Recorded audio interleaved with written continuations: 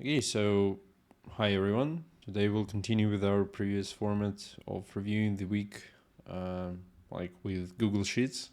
As you may see here, another week has passed, so we have something to discuss today. Let's start with the easy parts, with habits.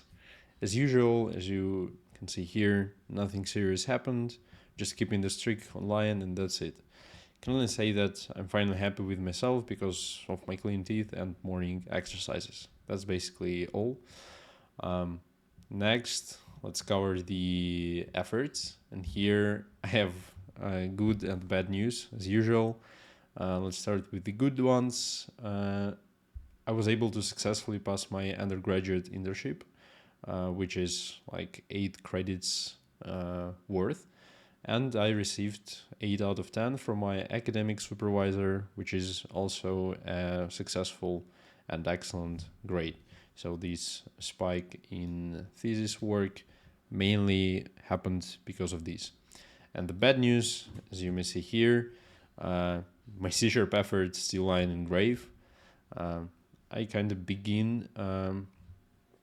I began solving lead code with JavaScript. As you may see here, spent quite a lot of time.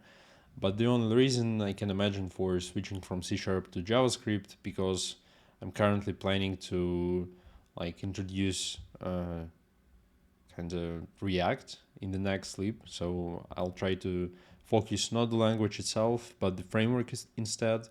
I think it will be a better choice for an effort. Because C# is a vague term and I pretty don't know what to do with the language itself. So in case of C#, the effort could sound like building backend with ASP.NET or like creating games in Unity, and that's essentially what I wanted to do at first, but then I decided to pick a more vague term, and now that's the result of my undeterministic behavior, undeterministic choice. So yeah. While this efforts struggle is literally everything that happened this week, I also have read several pages of Feynmann's autobiography book, which appeared to be very fun to read.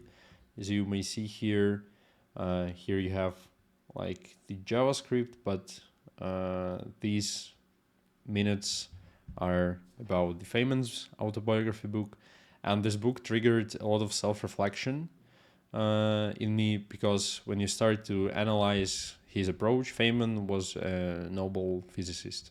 So when I kind of started to self-reflect and analyze his approach to thinking and how I think in my own head, I finally realized how, first of all, advices are ruining my life. So advice is basically like a transfer of your fun and joy of solving the problem for a time. So when you don't have enough sufficient amount of time, you can go look for advice, look for guidance, guide, tutorial, etc.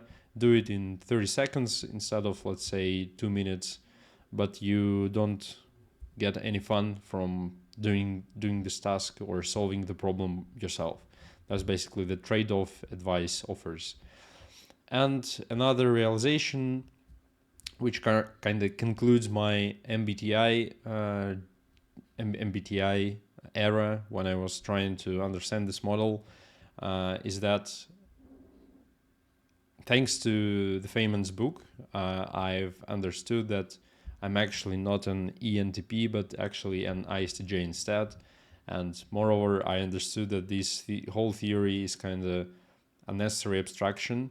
So in MBTI, you have these 8 functions, and these 8 functions are already an abstraction of your cognitive processes, of your approaches to life. And these abstraction, so you have the cognitive process, and one layer of abstraction will be the cognitive function itself. And for me, I think this is the last abstraction you need to kind of understand the person's behavior or incentives or so on. Basically, you don't need to combine these functions to create some ephemeral like psychotypes, etc. You just need these functions to kind of realize what are the person's drives, incentives, as I've previously mentioned, and so on. I guess that's basically all I wanted to share this week. Now I have to go and write my thesis further as the deadline looms ahead. I have deadline 25th of May. So yeah. Wish you a great week. See you in the next review, and bye-bye.